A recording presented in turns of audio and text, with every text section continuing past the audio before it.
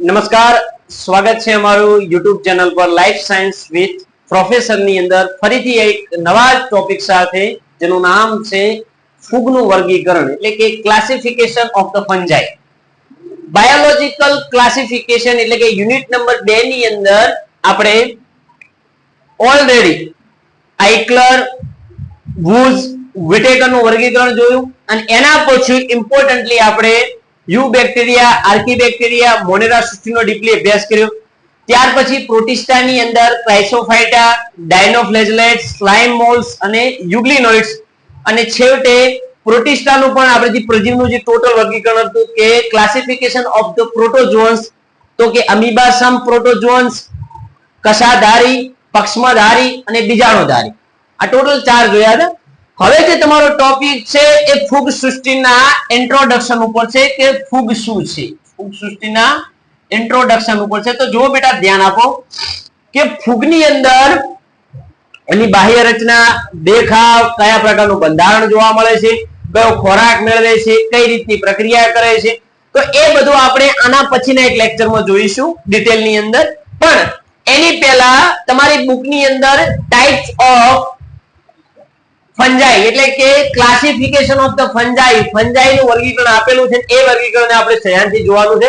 તો મેં તમારા માટે ખૂબ જ શોર્ટ ની અંદર એક કોઠો બનાવ્યો છે. બુકની અંદર વર્ણન નો ડાઉટ કે બહુ સારું વર્ણન છે, પણ નીટ માટે ઇમ્પોર્ટન્ટ આ સૌથી આઈએમપી કોઠો છે. તો ધ્યાનથી જો કે જે ફાઇકોમાઇટેસિસ છે એ જલીય જગ્યાઓમાં વનસ્પતિના સડતા લાકડા ઉપર ફર્સ્ટ પરોપજીવી. ફર્સ્ટ એટલે શું? ફર્સ્ટ શબ્દનો ઉલ્લેખ થાય છે લાકડાની ફળ. આપણે લાકડાનો તીક્ષ્ણ ભાગ હોય ને એને આપણે કહીએ છીએ કે ફળ, અને એ જ ફર્સ્ટ શબ્દ છે અહીં વાપરવામાં આવ્યો છે કે ફર્સ્ટ જ્યાં પરોપજીવી કે થોડાક જ પરોપજીવી હોય છે. એમની દેહ રચના કવકજાળ પડદા વિહીન અને કેવા હોય છે? બહુકોષ કેન્દ્રીય હોય છે. અને ઉદાહરણ છે એમાં બ્રેડ, મોલ્ડ, આલ્બ્યુગ્યો અને પરોપજીવી. હવે આપણે અંદર વાત કરીએ આગળ તો કે તમારા બુકના વર્ણન પ્રમાણે જોવા જઈએ તો કે ફાઇકોમાઇટેસિસ છે એ શું ધરાવે છે એક્સ્ટ્રા ની અંદર? તો કે ચલ બીજાણુ અને અચલ બીજાણુ ધરાવે છે. શું ધરાવે છે? આ ચલ અને અચલ બીજાણુ ધરાવે છે. તો ઓલરેડી તમે જ્યારે ફૂગનું વર્ણન ભણશો એટલે તમને એ ટોપિક ક્લિયર થઈ જશે. બીજી વાત કરવામાં આવે કે જન્યુ સરખા હોય તો કે સમજન્યુક, ના સરખા હોય તો કે વિષમજન્યુક. તો એ પણ આપણે ફૂગના ઇન્ટ્રોડક્શનમાં સારી રીતે સમજી લઈશું. અને બીજી વાત કરવામાં આવે છે તો એક્ઝામ્પલ આપ્યા છે. તો એમાં એક્ઝામ્પલ છે એક મ્યુકર, રાઇઝોપસ એટલે રાઇઝોપસ છે બ્રેડ મોલ્ડ નું બીજું નામ છે આ રાઇઝોપસ. અને આલ્બ્યુગ્યો, તો આલ્બ્યુગ્યો છે એનું વર્ણન છે કે રાઈ પર થતી પરોપજીવી ફૂગ છે. રાઈ પર થતી પરોપજીવી ફૂગ છે એટલે વધારે એમાં આપણે કોઈ ડિટેલમાં જવાનું નથી. ફાઇકોમાઇટેસિસ તો કે દેહ રચના કવકજાળ પડદા વિહીન અને બહુકોષ કેન્દ્રીય. આ શબ્દ છે ને મગજની અંદર ઉતારી જ નાખો. આ નીટમાં એમસીક્યુ આવવાની શક્યતા રહેશે કારણ કે ફંજાઈનું વર્ણન એટલું બધું ડિટેલમાં પૂછાતું નથી. ત્યાર પછી વાત કરવામાં આવે એસ્કોમાઇટેસિસ. તો એસ્કોમાઇટેસિસ ને આપણે લખીએ કે લાક્ષણિક સ્થળીય અને મોટા ભાગે જલીય. લક્ષણો જોતા આપણે કહી શકીએ કે આ સ્થળ વિસ્તારમાં જોવા મળતી છે, પણ રિયાલિટીમાં ક્યાં જોવા મળે છે?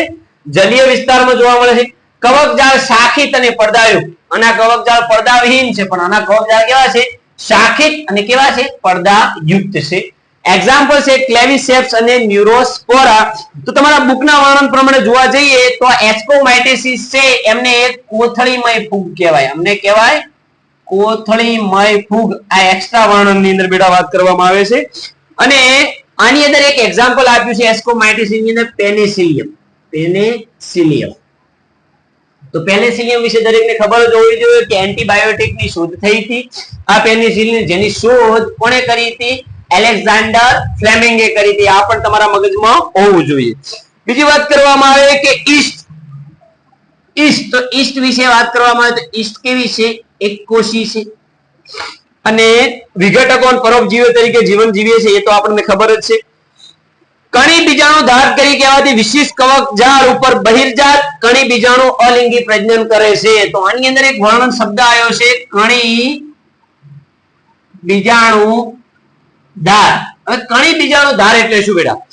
તો કે કવકજાળ ઉપર કોઈ પુષ્પ જેવી રચના, પુષ્પ નહીં કેમ પણ કેવી પુષ્પ જેવી કોઈ રચના આવેલી હોય અને પુષ્પ જેવી રચના બીજાણુ ઉત્પન્ન કરતી હોય તેને કણી બીજાણુ ધાર કહે છે અને એ જ કણી બીજાણુ ધાર છે શું કરે છે બીજાણુ ઉત્પન્ન કરે છે અને પ્રત્યેક બીજાણુ છે પોતાના પિતૃ સજીવથી છૂટું પડી અને પિતૃ જેવું જેવું શરીર બંધારણ ધારણ કરે છે માટે ફૂગની અંદર એસ્કોમાઇટીસિસ છે પ્યોર રીતે અલિંગી પ્રજનન કરે છે આપણે અલિંગી પ્રજનનની ખબર હોવી જોઈએ કે કોઈ ભાગ અથવા ટુકડો અથવા કોઈ જન્યુ અથવા કોઈ બીજાણુ પોતાના પિતૃ શરીરથી છૂટું પડી અને તેના પિતૃ જીવાન જેવા લક્ષણો વિકસાવે તેને શું કહેવામાં આવે છે અલિંગી પ્રજનન તરીકે ઓળખવામાં આવે છે એટલે એ આપણને ખબર હોવી જોઈએ બીજી વાત કરવામાં બેટા કે શરીર ઉપર જે બીજાણુ ઉત્પન્ન થાય છે એ કોથળી જેવી રચનામાં બીજાણુ ઉત્પન્ન થાય છે અને વિશેષ પ્રકારનું ફળ ધાનિકાય પણ ધરાવે છે વિશેષ પ્રકારનું ફળ ધાનિકાય ધરાવે છે આ ફળ ધાનિકાય છે એનું આપણે ડિટેલમાં વર્ણન ઇન્ટ્રોડક્શન અંદર જોઈ લઈશું કારણ કે ફળ ધાનિકાય શબ્દ છે એ આપણે ઓલરેડી પ્રજીવ સૃષ્ટિમાં પણ આવી ગયો છે જ્યારે આપણે પ્લાઝ્મોડિયમનું વર્ણન લખતા હતા કે મલેરિયા માટે જવાબદાર પ્લાઝ્મોડિયમ છે પોતાની શરીર સપાટી ઉપર એક ફળકાયનું નિર્માણ કરે છે એ ફળકાય છે એની અંદરથી જન્યુ ઉત્પન્ન થાય છે એ જન્યુ નવા સજીવના નિર્માણ માટે જવાબદાર છે તો બસ ફળ ધાનિકાય પણ એને સંલગ્ન આપણને જોવા મળશે આની અંદર એક્ઝામ્પલ છે તો ક્લેવિસેપ્સ ન્યુરોસ્પોરા એ સિવાય એસ્પરજીલસ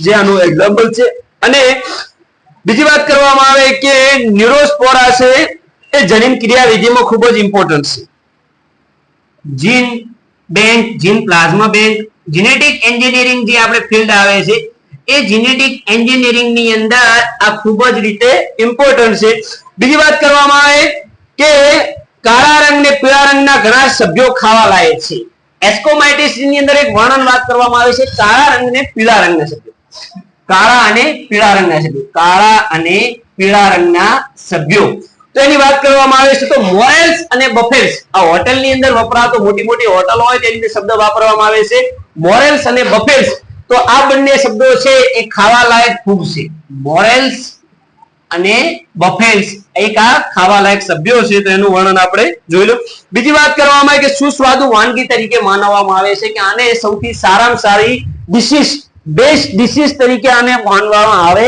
છે બીજી વાત કરવામાં આવે કે 5 સ્ટાર હોટલની અંદર જે ઘણા બધા ખોરાકો છે ફંજાઈ રિલેટેડ હોય છે તે આપણે એમાં કોઈ વધારે ડિટેલમાં જવાની જરૂર નથી કારણ કે ઓલરેડી તમને ઘણા બધાને ખબર હશે ત્યાર પછી આપણે બેસિડોમાઇટ્સ ની વાત કરવામાં આવે કે જમીનમાં સડતા વૃક્ષની ડાળીઓ પર અને કેવા છે પરોપજીવી છે કવકજાળ આના પર શાખિત અને પડદાયુક્ત છે બિલાડીનો ટ્રોપ બ્રેકેટ ફૂગ અને પફ બોલ્સ હવે ખાસ કરીને જે આપણા વિસ્તારમાં જે ફૂગો જોવા મળે છે દાખલા તરીકે આપણા વિસ્તારની અંદર ભારત જેવા વિસ્તારની અંદર દાખલા તરીકે હું ગુજરાતથી છું અને મારા વિસ્તારની અંદર જે ફૂગો જોવા મળે છે એ ફૂગો બધી કઈ છે બેસિડોમાઇટિસ કારણ કે ચોમાસા દરમિયાન તમે ઉકરડા કોઈ કાદવ કીચડ હોય તો તમને છત્રી જેવી રચના વાળી પછી ગુજરાતના લોકોને બહુ સારી રીતે ખબર હશે ગોભી વ્હાઈટ કલરની બેટા જોવા મળે અને એ ગોભી છે એ ખૂબ જ ખાવા લાયક હોય છે તો એ બધા ઉદાહરણો શેમાં આવશે બેસિડોમાઇટિસ માં આવશે બીજી વાત કરવામાં આવે કે આને બ્રેકેટ ફંજાઈ પણ કહેવાય બ્રેકેટ ફંજાઈ બ્રેકેટ એટલે શું બ્રેકેટ શબ્દનો ઉલ્લેખ થાય બેટા એ પ્રકારનું બાસ્કેટ જેવી રચના એ પ્રકારની ટોપલી જેવી રચના તો ત્યાંનો ઉલ્લેખ ત્યાંથી થાય છે બીજી વાત કરવામાં આવે છે કે આની અંદર એક્સ્ટ્રા વર્ણનની અંદર બીજું કઈ લખીએ તો તે ગેરુ અને અંગારિયા રોગ માટે જવાબદાર છે ગેરુ અને અંગારિયો તો આ વનસ્પતિમાં જોવા મળતા બે રોગ છે બેટા આ અંગારિયા રોગ માટે આ ખૂબ જવાબદાર છે બીજી વાત કે પ્રજનનને રિલેટેડ તો આપણે વાતો ઓલરેડી કરવાની છે પણ એક શબ્દ આની અંદર એડ કરવાનો છે કે જો લિંગી પ્રજનન કરે તો બે સભ્યો છે એકબીજા સાથે જોડાય છે દાખલા તરીકે આ સભ્ય ને આ સભ્ય બંનેના કોષ કેન્દ્રો છે તો બંને સભ્યો જોડાયા પછી બંનેના કોષ કેન્દ્રો છે વિઘટન પામતા નથી પણ લાંબા સમય સુધી એક જ કોષના કોષ રસમાં બે કોષ કેન્દ્રો જોવા મળે છે જેને બેસિડોમાઇટિસ ની દ્વિકોષ કેન્દ્રીય અવસ્થા કહેવાય શું કહેવાય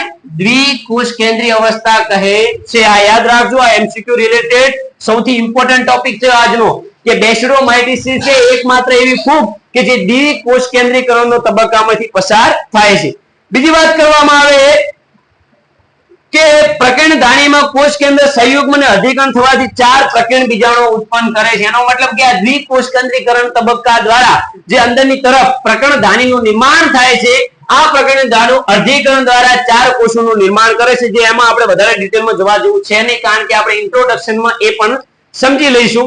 બીજી વાત કરવામાં આવે કે એની અંદર એગેરિક્સ યુસ્ટિલાગો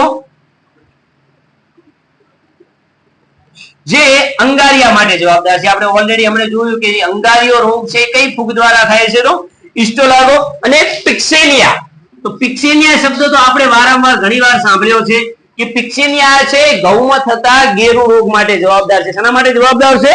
ઘઉંમાં થતા ગેરુ રોગ માટે જવાબદાર છે. તો સામાન્ય રીતે આ વનસ્પતિઓ છે એ નોર્મલ રીતે વિચારવા જઈએ તો કે વિશ્વના કયા ખૂણે રહે છે, તો વિશ્વની અંદર ભારત દેશ છે એ બેસિડોમાઇટિસ માટે સૌથી બેસ્ટ જગ્યા છે, કારણ કે આ ફૂગનું ટેમ્પરેચર જો નોર્મલ રીતે જોવા જઈએ તો અમને વિકાસ કરવા માટે 30 થી 40 ડિગ્રીનું ટેમ્પરેચર જોવા મળે છે, જે આપણા વિસ્તારની અંદર નોર્મલ રીતે સામાન્ય રીતે જોવા મળે છે. અને છેલ્લે જોવા જઈએ ડ્યુટ્રોમાઇટિસિસ, તો કે ડ્યુટ્રોમાઇટિસિસ છે તો આને રિલેટેડ જો નીટ માટે કોઈ ક્વેશ્ચન હોય તો બેટા આનો શબ્દ છે અપૂર્ણ ફૂગ. આને કહેવાય અપૂર્ણ ફૂગ. કેમ અપૂર્ણ ફૂગ કહેવાય? તો કે ઘણા બધા વૈજ્ઞાનિકોએ વર્ણન કર્યા છે કે કીધું છે કે ડ્યુટ્રોમાઇટિસિસ છે એને અપૂર્ણ ફૂગ એટલા માટે કહેવામાં આવે છે કે એના લક્ષણો, દેહરચના, ખોરાક અને પ્રજનનની બાબતે ખૂબ જ ભિન્નતા જોવા મળે છે. અલિંગી પ્રજનનનો ઉલ્લેખ છે પણ લિંગી પ્રજનનનો કઈ ઉલ્લેખ થયેલો નથી, એટલા માટે એને ઘણીક વાર એસ્કોમાઇટિસિસમાં નાખી હતી, તો ઘણીક વાર એને શેમાં નાખવામાં આવી હતી? ડેસિડોમાઇટિસિસમાં નાખવામાં આવી હતી. જો આમાં વધારે કોઈ ડિટેલમાં વર્ણન છે નહીં. કવકજાળ શાખિત છે અને બીજી વાત કરવામાં પડદાયુક્ત જોવા મળે છે, અને મોટા ભાગે આ સજીવો છે વિઘટનનું કામ કરે છે. એનો મતલબ કે ખનિજોના ચક્રીયકરણમાં સૌથી વધારે ઇમ્પોર્ટન્ટ છે. જો તમારા માટે નીટના એમસીક્યુ નીકળી રહ્યા છે પણ તમે કહી શકો છો કે ભાઈ સાહેબ આ ક્યાંથી આવ્યું, તો આવ્યું અહીંથી કે ડ્યુટ્રોમાઇટિસિસ છે ખનિજોના ચક્રીયકરણ માટે જવાબદાર છે, બેસિડોમાઇટિસ છે વનસ્પતિના મુખ્ય રોગો માટે જવાબદાર છે, એસ્કોમાઇટિસ છે એ ઇન્ડસ્ટ્રી પછી ઉદ્યોગો, જીનેટિક એન્જિનિયરિંગ અને ખોરાકમાં વપરાય છે, અને ફાઇટોમાઇટિસિસ છે તો ફાઇટોમાઇટિસિસ છે એ નોર્મલ એક્ઝામ્પલ છે બેટા, આના અંદર વધારે ડિટેલમાં જવા જેવું છે નથી. બીજી વાત કરવામાં આવે કે એની અંદર પણ આપણે કણી બીજાણુની વાત કરી છે, જે ઇન્ટ્રોડક્શનમાં આપણે જોઈ લઈશું, અને આના એક્ઝામ્પલ છે ટ્રાઇકોડમાં એલ્ટેનેરિયા અને કોલીટ્રોટાઇકમ. તો આ એના એક્ઝામ્પલ છે. નોર્મલ રીતે જોવા જઈએ તો કે ફૂગની અંદરથી એમસીક્યુ નીકળવાના ચાન્સીસ બહુ જ ઓછા છે. ફૂગની અંદરથી એમસીક્યુ નીકળવાના ચાન્સ કેવા છે? ખૂબ જ ઓછા છે, પણ દરેક વસ્તુને આપણે ઇગ્નોર કરી શકીએ નહીં. દાખલા તરીકે તમારે દાદર માટે જવાબદાર જે ફૂગો આવે છે, ટ્રાઇક્રોસ્પોરમ આવે છે, તો એ ટ્રાઇક્રોસ્પોરમની વાત કરવામાં આવે તો એને રિલેટેડ પણ વર્ણન આપણે જોઈશું. પણ તમારા માટે અહીં આપેલો કોઠામાંથી એક પણ એમસીક્યુ બહારનો નહીં હોય, જેને તમે ડિટેલમાં સમજી શકો છો. બીજી વાત કરવામાં આવે કે જે ફંજાઈનો આપણે જે પ્રજનન સમજવાનું છે. તમે જોયું હશે કે ફાઇકોમાઇટિસિસની અંદર પ્રજનનનો ઉલ્લેખ થયો, એસ્કોમાઇટિસિસમાં પ્રજનનનો ઉલ્લેખ થયો, બેસિડોમાં ઉલ્લેખ થયો, ડ્યુટ્રોમાં ઉલ્લેખ થયો. પણ આ પ્રજનનની વાત કરવામાં આવે તો કે પ્રજનન છે વનસ્પતિની અંદર અને ફૂગની અંદર નોર્મલ રીતે ફૂગની અંદર જે વર્ણન પ્રજનનનું વર્ણન છે એ કેવું છે? તો કે ભાજન દ્વારા પ્રજનન કરે, અવખંડન અને બીજાણુ નિર્માણ દ્વારા. ફૂગ છે બીજાણુ નિર્માણ દ્વારા પ્રજનન કરે છે, અને આ બીજાણુઓ છે એ જાતે જ પોતાના પિતૃ શરીરથી છૂટા પડી નવો બાળ સજીવ પેદા કરે તો એને કહેવાય અલિંગી પ્રજનન. અને જો એ બીજાણુઓ એકબીજા સાથે જોડાય અને કોઈ તબક્કામાંથી પસાર થાય છે, તો બેસિડોમાઇટિસિસમાં ઓલરેડી આપણે તબક્કો જોઈ ચૂક્યા છે કે દ્વિકોષ કેન્દ્રીકરણના તબક્કામાંથી પસાર થાય છે. આઈ હોપ કે તમને આ લેક્ચર બહુ સારું ગમ્યું હશે. હવે પછીના આપણે ટોપિકની અંદર ફૂગનું ઇન્ટ્રોડક્શન, એના પ્રજનન રિલેટેડ વાતો કરીશું, અને ત્યાર પછી વાયરસ, વિરોઇડ્સ અને પ્રાયન્સનું વર્ણન લખી અને આ ચેપ્ટરની આપણે પૂર્ણાહુતિ તરફ આગળ વધીશું. તો ફરીથી મળીશું એના એ જ અંદાજની અંદર. જય હિન્દ, જય ભારત.